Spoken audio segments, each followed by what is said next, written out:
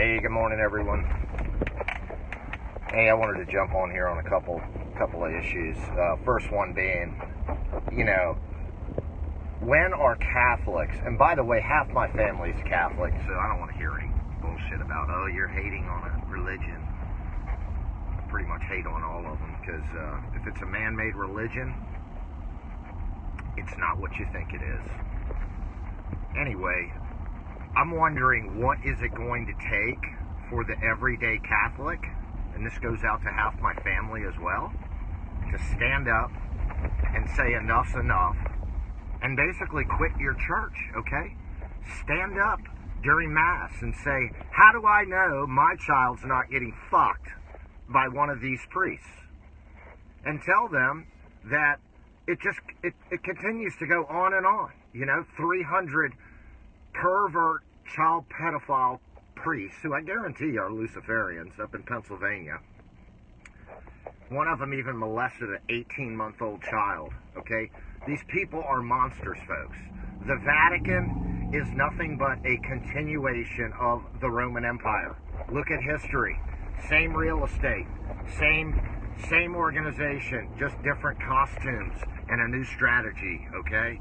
It was the Roman Empire, then it became the Holy Roman Empire when Constantine bastardized the Bible in 308 because real Christians, were gaining a foothold in the empire. And so then it became the Holy Roman Empire, and then voila, they changed their costumes again. They farmed out all their military stuff so they didn't have to pay for their legions, and they became the Vatican. But guess what? They're still the same religion, which guess what? Was some sick crap when the Romans were running around too, sacrificing all kinds of other nasty stuff. So, I'm just wondering, how much more is the everyday Catholic going to tolerate from the Catholic Church? How many priests have to get caught molesting your children? Okay, it's going down in Chile right now too. And I'm tired of hearing about, oh yeah, the Catholic Church needs to do more. Folks, wake up. Understand what the Catholic Church is. The Catholic Church is not going to do more to stop this because it's one of their principles. The Catholic Church is run by Luciferians, folks, okay? So go to your masses this week. Don't put any money in the collection plate, and stand up and tell the priest, say, you know what, I'm not putting any more money in your collection plate because it seems like far too many priests are fucking children. Stand up, man. Be courageous. I don't understand how people remain silent and a part of that shit. I really don't. This is supposed to be your moral guidance, and it's the very same force that's fucking your children, okay? Makes zero sense to me that you would have any loyalty to these people. Unbelievable.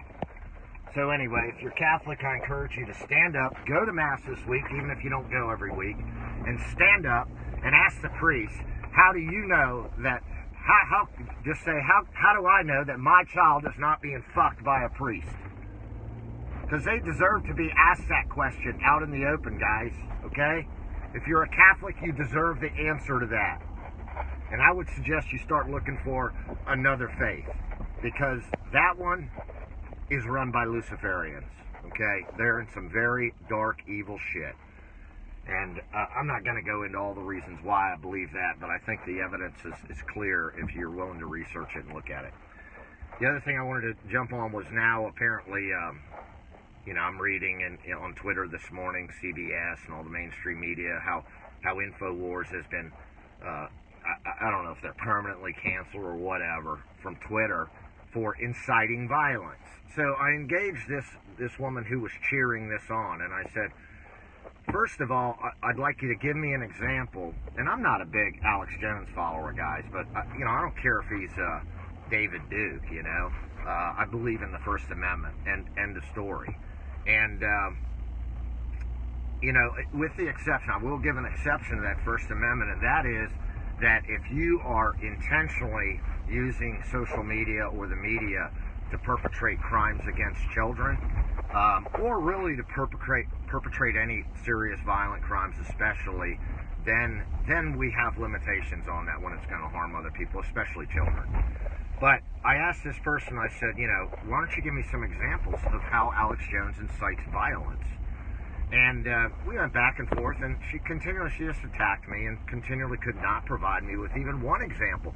And I told her, I said, you know what, you're a sheeple that's just regurgitating this narrative that is being used as an excuse to limit free speech by the overlords who control the mainstream media. And it's pathetic that you just regurgitate that without even thinking about it, without even demanding examples of how Alex Jones and InfoWars actually incites violence. I mean, I think it's got to be pretty clear. It's shocking to me how many people are cheering for this, and they're absolute fools, because today it's your political enemy. Tomorrow, it's your favorite politician or your favorite news channel that's being shut down. And it's funny that I guess people don't study history anymore, and they don't see the wisdom in supporting free expression, even for those who you disagree with. Those are actually the ones you should support their free speech the most, because what they're doing right now, folks, is they're shutting down Alex Jones. They're using bullshit excuses of inciting violence and that sort of thing, and they're testing the waters. They're testing you, and millions of you are failing the test because you're saying, well, yeah, I hate Alex Jones, so it's okay in this instance. It's really a childish way of thinking. It's a very foolish way, lacking wisdom way in which to think about individual rights. That you are somehow, or the media, or social media platforms, or the powers that be, are somehow in a position to determine exactly who has those rights and who doesn't. That's why we're a constitutional republic, folks. So we're not, ruled by the tyranny of the majority, and that we always have those rights preserved. That's what a constitutional republic does. We're not a democracy, okay? We're a constitutional republic. Specifically for that reason, because the framers had the wisdom to understand that these sorts of witch hunts would take place, where, let's find somebody who we think we can find enough people, he's unpopular enough that we can take his rights, and he'll be the poster child. He'll be the sample, and we'll see how it's done. Because first it's Alex Jones, and then it's more moderate folks, and it never ends. And you don't see the wisdom of getting on that slippery slope, and it's very disappointing.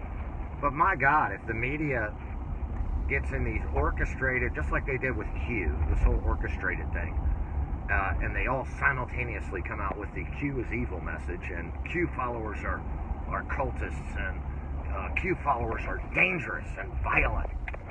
Do you even ask for examples of this shit? Don't you have to have some main figure, like a real person, to be a cult? That's always been my understanding of a cult. You got to have a David Koresh or who's that guy down from Guana? You got to have some human leader to be a cult, don't you? Well, Q is not. Q is a movement. Q is not some human being. He's not one human being, or she isn't. It's a psyop. It's a positive psyop. The red pill people. So, I mean, you see this stuff in the media, and it's just amazing to me how many millions of Americans just take it hook, line, and sinker.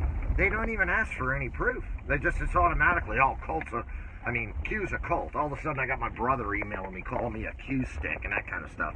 And it's like, oh boy, looks like he's finally learning about Q, but it's through the mainstream media, which is going to lie to you. One last note, guys. I sent out a Periscope. I didn't put it on YouTube, but I did send out a Periscope video the other day. Because some of you may know, I'm going to keep talking about this, so I apologize for the repetitive nature of this, but I think it's an important part of the message that, a lot of these generational Luciferians, and all of this is, of course, coming out very soon, very ugly evidence, hardcore proof, they were traumatized as children. That's how this works. That's how they do mind control, is they traumatize you, and they use trauma to split your personality and basically turn you into a psychopath. And that's what happens to these generational Luciferians. So, hold on a second, guys. I'm sorry. I'm turning in my job. So my message is that, hey, when all the stuff does hit the fan and the truth all comes out, it's going to be a very difficult pill for a lot of people to swallow. And but I'm trying to remind people that, hey, remember that a lot of these people were traumatized as children. They didn't have a choice in being raised this way, and that many of us, very few of us, would have been able to get out of there without being a torturing, murdering psychopaths ourselves. So I sent that message out, and I told the Jack Dorseys of the world and the YouTubes and the Zuckerbergs that you're very foolish to continue to shut me down on Twitter. People like me, because there's very few people like me who are trying to muster some forgiveness for what a lot of people are going to view as complete monsters. And lo and behold, I swear to you, the next day, I have been shadow banned on Twitter forever. I will go to places like the Washington Post, CBS, trying to awaken like regular people with my comments, and I never get a like or a reply comment. Lo and behold, the next day after making this video, all of a sudden I'm going to places like the Post, CBS. I'm getting all kinds of likes. I'm getting responses, some of them negative, but that's okay. I want that, you know. I want the engagement. And like all of a sudden, 50 followers added overnight, basically. Not overnight, but over the course of 2 days. Whereas it would take me 3 months to add 10 followers, so I'm up to like 2,300 or so. So I really think they actually listened to that message, and I was pleasantly surprised by that, and I hope that's the case, because I can tell you, I know I was being seriously shut down. Hopefully they've reversed the shadow banning on everybody, and it was just coincidence. But anyway, I just want to throw that out there. And remember, folks, that when the doo-doo does hit the fan, and when the evidence comes out against these Luciferian pedophiles and how widespread and nasty it really is, remember, these people were traumatized as children by their parents, just as their parents had been traumatized. That's how they perpetuate, I guess, what we're going to call a religion. And it's gone on for thousands of years, folks. So I think the real test is going to be here, that we can either grab our pitchforks and torches, and some may need that, because they're not going to release children and take them to the hospital, which they need to do immediately. They're not going to go and cooperate with police to save more children and to admit to their crimes, and they're not going to beg forgiveness. And there's a very special place for those people, and they're going there, okay? But if somebody wants to help to save as many children, someone on the inside, as they can, if they want to cooperate with the police in that, and if they want to beg for forgiveness, I think that it's going to behoove humanity in our spiritual evolution to consider forgiving them. So anyways, guys, I'm going to roll. Got to get to work. I love y'all, and have a great day. Thanks. Bye.